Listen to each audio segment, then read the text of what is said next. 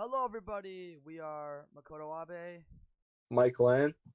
I'm Santiago, and this is how Father Greg Boyle Obliterate. obliterates the gang problem using love And and compassion. compassion. Compassion. All right, so today we'll be talking about a man who exhibits great care for the marginalized, Father Greg Boyle, SJ. Father Boyle joined the Society of Jesus immediately after graduating high school and was ordained a priest only 12 years later. Most notably, Father Boyle is the founder of the largest gang rehabilitation nonprofit in the United States, Homeboy Industries. Founded in 1988 in LA, Homeboy Industries focuses on gang rehabilitation, re-entry to the modern world post-prison, and providing men and women an escape from the cycle of violence and incarceration that they're stuck in. Through Homeboy, Father Boyle creates a sense of community for the overlooked, based on love and understanding, and he constructs a sense of kinship among those in the program. Gang members who were treated with violence and disrespect at Homeboy, they receive love, care, and admiration from others, and are directed towards God. Homeboy Industries opens doors for gang members that previously would have been closed, like stable employment and access to education. They even provide therapy, legal assistance, and tattoo removal services for those in need. Um, now, now that we know a little bit more about his background, Makoto, what are some impactful things that Father Greg Boyle has said, or is there anything that he's said before that resonates with you? Yeah, so I actually have some quotes from the book that we read in class from him called Tattoos on the Heart, which are memoirs of him and the experiences of those around him. A quote that he said was, "You stand with the least likely to succeed until success is succeeded by something more valuable, kinship.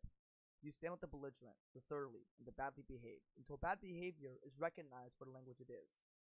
The vocabulary of a deeply wounded and of those whose burdens are more than they can bear." So this quote really stands out to me because it talks about what bad behavior actually is. So I think this means a lot because, in my opinion, people who see bad behavior will replicate it, right? If you live in an environment where all you see around you is violence, addiction, and a lot of other things, you're gonna grow up and probably, act on it at the same time. So you get to see for what it is, right? The vocabulary of the deeply wounded, and it's acting out, right? That kind of bad behavior is that vocabulary being acted out. So that really cemented to me what bad behavior really is and what he sees in each of his people. He doesn't see people who did bad things and just needs to get them out back on the streets again. He sees people that he can help. And that really means a lot. Another quote was, "Jesus was not a man for others. He was one with others. There's a world of difference in that. Jesus did not seek the right for lepers. He touched the leper even before he got around to curing him. He did not champion the cause of the outcast. He was the outcast. He did not fight for improved conditions of the prisoner. He simply said, 'I was in prison.'" This is also from Tattoos on the Heart.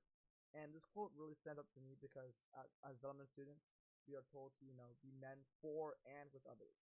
We cannot just be for a group of people. We must actively stand in solidarity with them.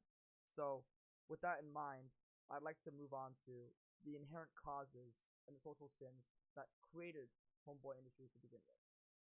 You can go ahead, Yes, Mike. thank you, Makoto, for transitioning over to me. Let's focus on the root cause of all this, the inherent social sin that Homeboy Industries aims to remedy. First of all, we need to fundamentally change how the prison system itself functions.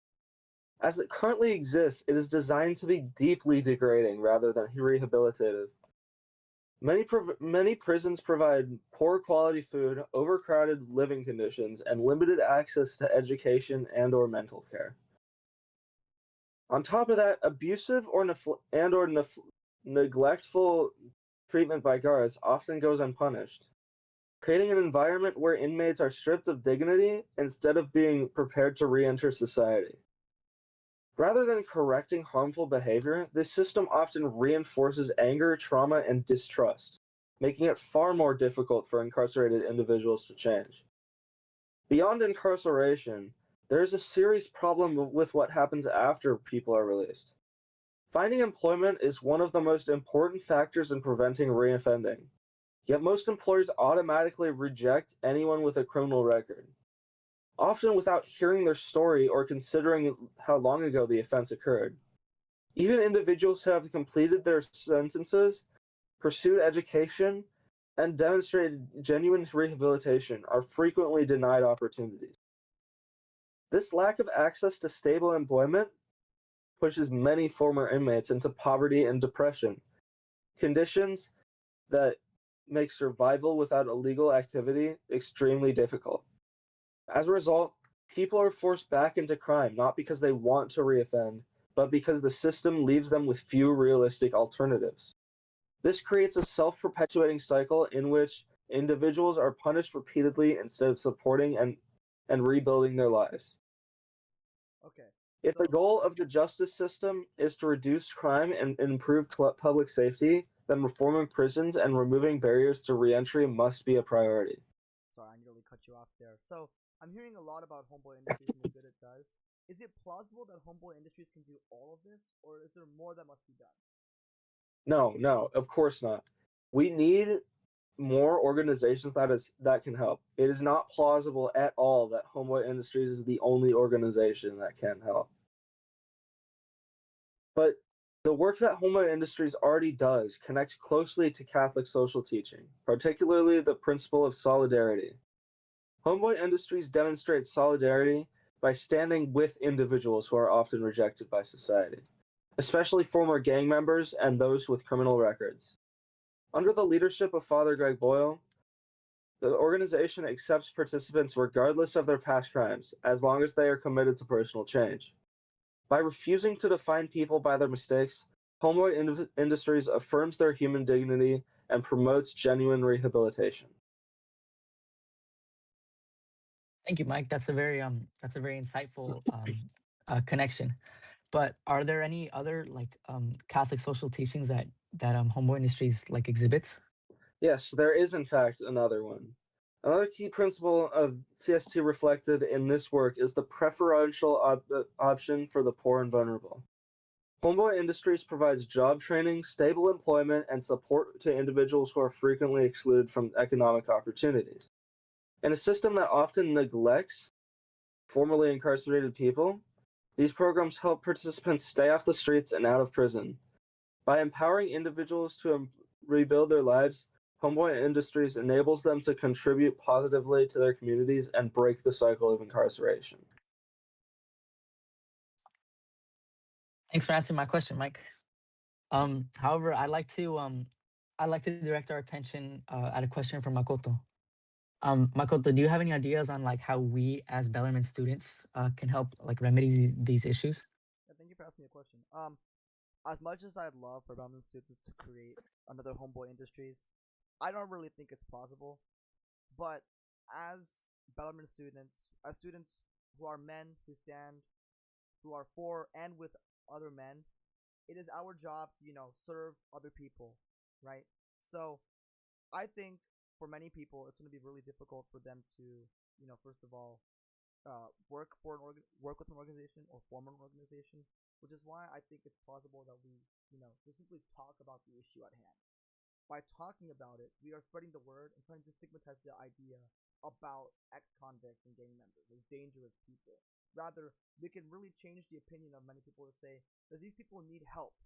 They were born into a system and a society that didn't really help them, and as a result, they're suffering right now. I, as Martin Luther King once said, "Injustice anywhere is to justice everywhere," and I think this is a prime example of this, right? Injustice for these people who are looking to get a job, who are looking to get off the streets, who are looking to do good, and consistently being told that no, your past record is dangerous. If something needs to change. So, as Bellarmine students, we must not only talk about the issue, but also ensure there's other pathways for them. For example, we can donate to organizations. We can actually help fund organizations that will create another Homeboys Industries, maybe in the Bay Area.